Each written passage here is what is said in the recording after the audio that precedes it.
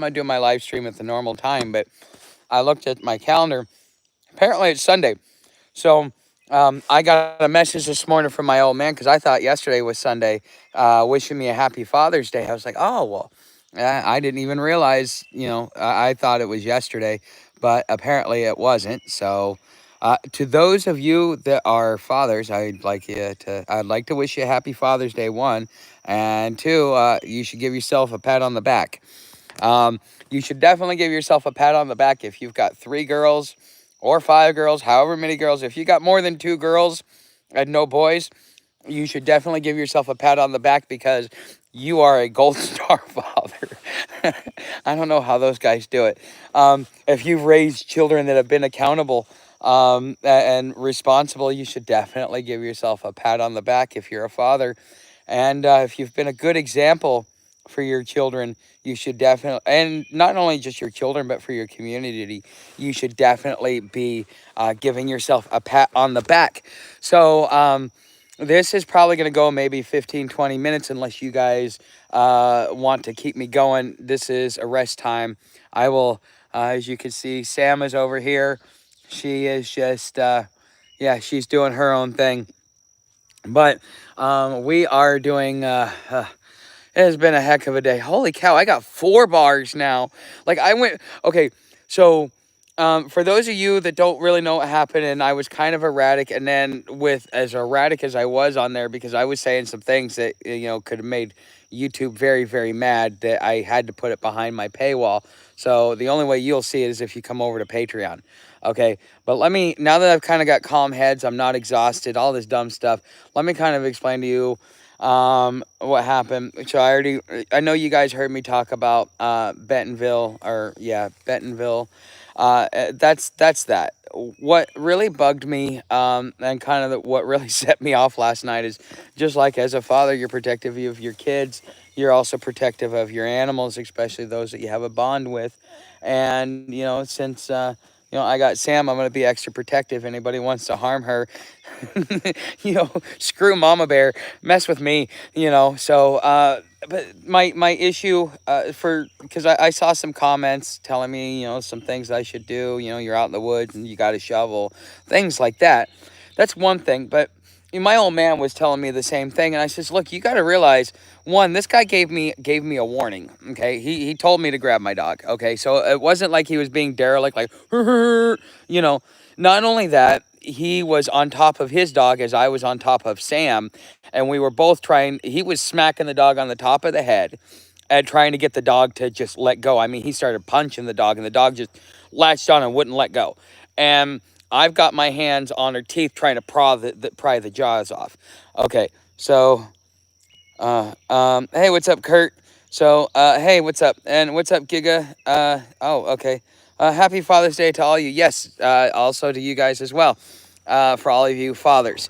So, anyways, once the dog grabbed Sam by the neck, but the thing is, her collar was what kept the dog from actually puncturing her. So that collar on her neck, even though it's upside down pineapples, that collar on her neck did a lot to save her. Okay. As far as for that, but as soon as we got the dog to unclamp from one, as he was being pulled away, or she was being pulled away, she clamped onto Sam's ear. Okay. And I'm going to show you Sam's ear here in a minute. But essentially, we were holding both the dogs in place so that nobody was ripping it. We were trying to get the dog out, so on and so forth. I mean, this was just, it was a perfect situation. So the thing is if that dog would have continued on, and it would have gotten way more nasty, yeah, I probably would have lost my composure at that point in time. But the thing is, like I kept telling my old man, it's like I was outnumbered. I was in a vulnerable position because I was more worried about my dog. I wasn't trying to get anything out and, have fisticuffs, have a measuring contest. That wasn't where we were trying to do. Okay, it was trying to separate the dog, keep as little damage as possible, and move along. Now, I will have to make a report just for my own records, because that guy, the thing that bugs me most, and the thing that was irritating me the most, and this happens not by dog owners. People treat their children like this as well. His whole thing was, at first he blamed me for, oh, your dog should have been on a leash. Well, Sam was right next to me. Okay, so her being on a leash, I mean, okay. So one of the great things about communal property that most people don't recognize is that in communal property, that's how we have sidewalks. So when you buy a piece of land, the first 6 feet next to the road belongs to the government. You have to maintain it and all that other stuff. But the government, that's theirs. Because they want to put in a sidewalk as the community builds. Okay, so in that same sense, every property here in America, as long as it's in a municipality, has to deal with that. And even out on the county roads as well, they may have to have that easement, whether it be for like mailboxes or anything government that needs to go up. Okay, so Sam was well within that. She was about maybe 3 feet from me, to my right, but the slope was like this, and there was like that much shoulder on the road. I was walking in the road because, if somebody hits me, there's criminal consequences. Somebody hits my dog, there's no consequences. So, of course, I'm going to keep her out of the road. So the fact is she was following behind me. I didn't realize that after 8 days, doing 120 miles, that we hadn't taken a break, and all that stuff. So, it happened. But the thing is, moving forward, if I run into dogs like this, I need to be prepared not only to take out the dog, but I'm going to have to deal with the owner as well. And that's something that I don't want to be put into. But thing is not only did the guy blame me for, oh, well, your dog should have been on the leash, and then justified what she said by saying, oh, yeah, my dog just had puppies. Well, that's not a valid excuse. And not only that, that's not a valid excuse whether if my dog was in your yard or not. My dog posed no threat. My dog was not posing any type of threat. And there's a lot of, there's a lot. It's almost like the way as docile as Sam is, because whenever she sees another dog, she wants to go play. So as docile as she is when it comes to other dogs, she didn't even defend herself. She just laid there and took it, just like my old man's golden retrievers. Okay, because in our society, that's what we do with our dogs: is we tell them to, is we just tell them to not do harm. Okay, so that's one thing, but moving forward, I have to, one, not put myself in that vulnerable situation, and two, I need to be prepared to be able to do things that I don't want to do. Now, why am I showing such an aversion? I mean, I spent 31 days in the Marine Corps for specific reasons, because I wanted to go. I kind of had an itch to scratch. And, so even that 31 days in there, there's a you desensitize someone to life. Okay, to putting people's lives in and stuff like that. Okay, and so there is that. I do have that capability, but also at the same time, many soldiers that I've met that have come back from war that have that have taken a life. When you take that life, it sticks with you for the rest of your life.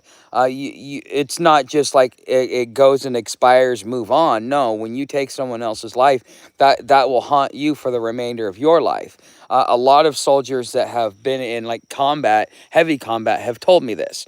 And so I don't want to move down that road. Two, we are not completely in a without rule of law where I have to take the law into my own hands. Now, once a civil war starts, once civil unrest starts, once it gets unruly, then at that point in time, that will be option one, not option 3 or 4. Okay, so I'm trying to walk this line to where I still remain civil and keep my freedom, because if I make a misstep, and then, like you guys have heard me talk about the movie The Stand. In the movie The Stand, the guy gets stuck in prison. He's eating rats, and if it wasn't for the devil coming by and letting him out, he would have been in there, and he would have never made it. And I don't want to be that guy. Okay, so But anyways, let's see what we got here for comments and stuff like that. Again, I want to wish everybody a happy Father's Day. If you are a father, give yourself a pat on the back if your kids are still alive and doing well. Okay, happy Father's Day. So to be announced, happy Father's Day, all of you guys not home with your kids. You are loved. Okay. Um, anyways, the rest of that. Okay, what's up, Kurt? Kurt. Okay, we got Kurt and we got Gigs in there. You guys are having a side conversation. Yes, happy Father's Day, Kurt. Wish Stream, Galaxy Wolfer. Oh, that I like that. I like that screen name, Galaxy. Um, OM. Okay.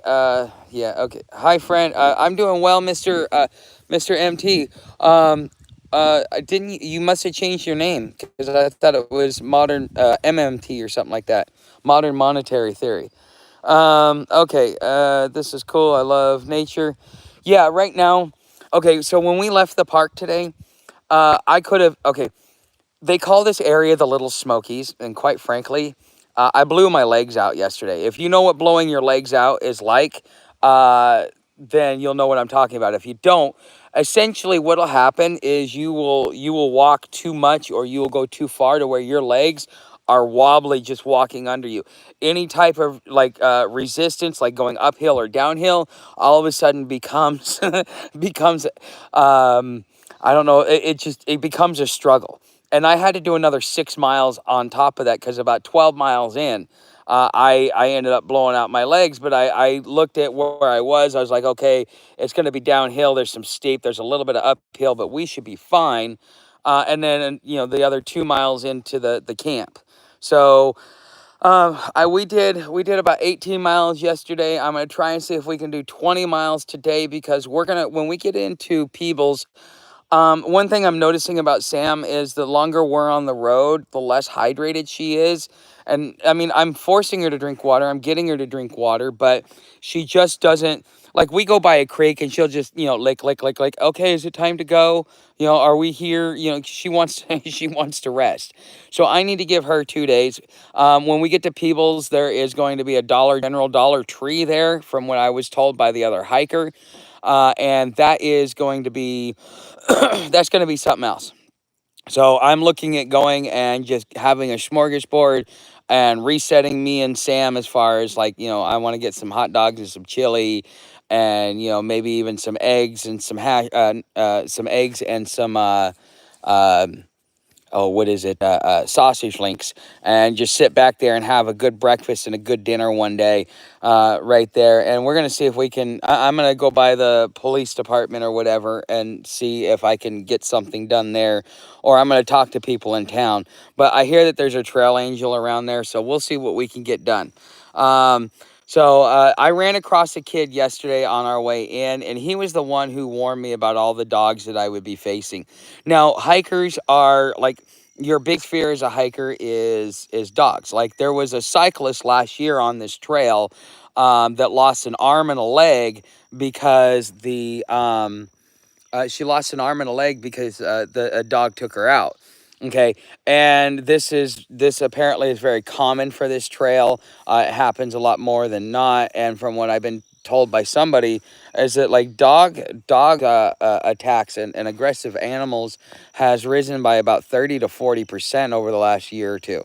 So I don't know what that really means, because I mean, if all of a sudden if you got 4 dog attacks and all of a sudden you got one or two more, that's 40%. You know what I mean?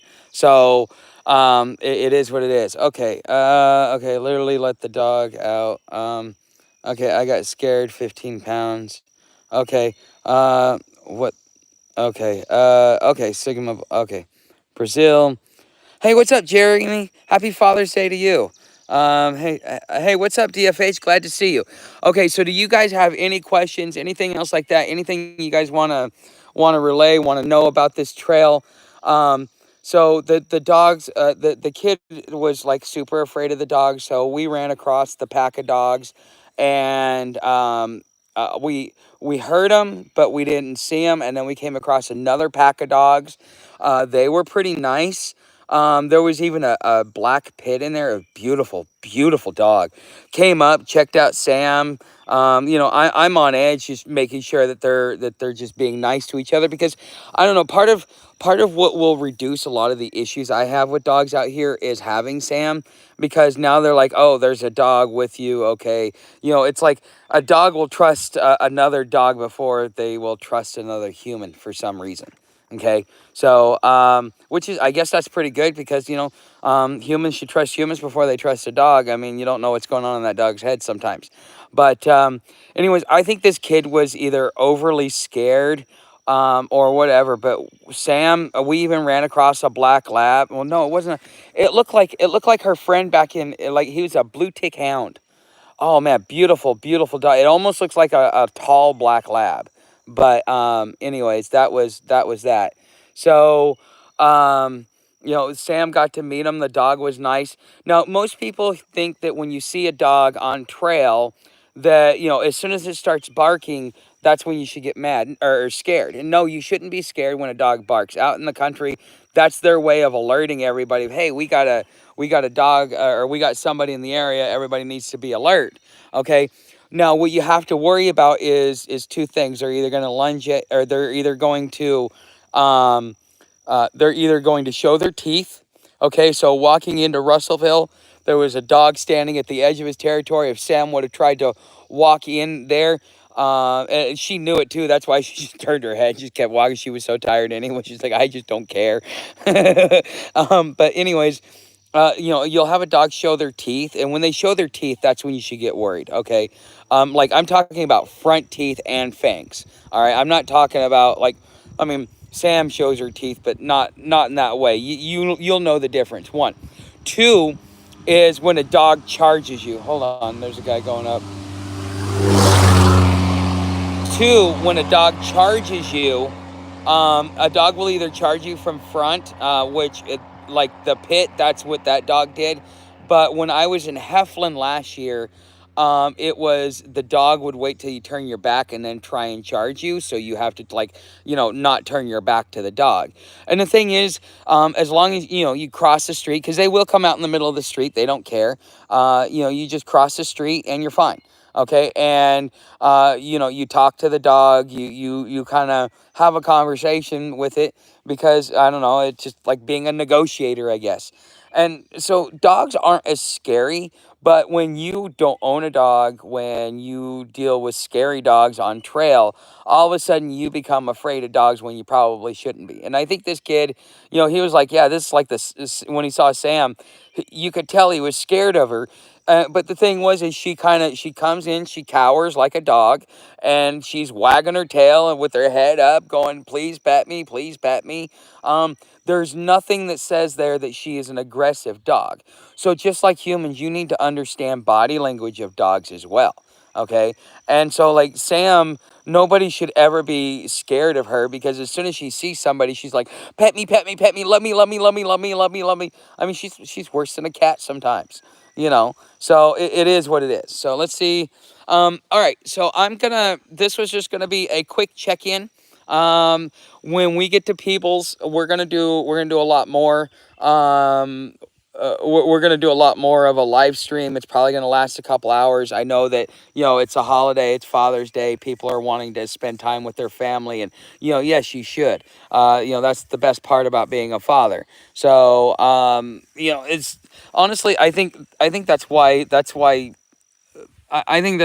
the hardest part of being a man, is having children and then not being able to see them. Because yes, women are attached to their children, but it doesn't nearly affect them as much as it does a man. So if you're not around, if you're not able to see your children this Father's Day, hey man, I got a hug coming to you from me and Sam. But if you get to spend some time with your kids, and you've done a great job with your kids, and you've been a good father, give yourself a pat on the back, because you are definitely a good. You're doing the right thing. Just because everybody else isn't doesn't mean you don't have to either. So in an age where having male role models is kind of a thing of the past. Being a male role model is definitely a good thing to do. And, why not take a day that's dedicated to all those that are fathers, because that's generally what makes you a role model to begin with, and give you guys a pat on the back and say Happy Father's Day. So, I'm going to leave this public, okay? So this will be up for anybody that wants to watch it post live stream. If you would like to, at any point, like contribute to my tip jar or into the super chats or anything else like that, everything's down in the description. Also, Jeremy has, Jeremy posted my links, so on and so forth. Let's see, what did what's up from Idaho? Hey, what's up, TM's cat? All right, that's a different name. Happy Father's Day to you too, TM.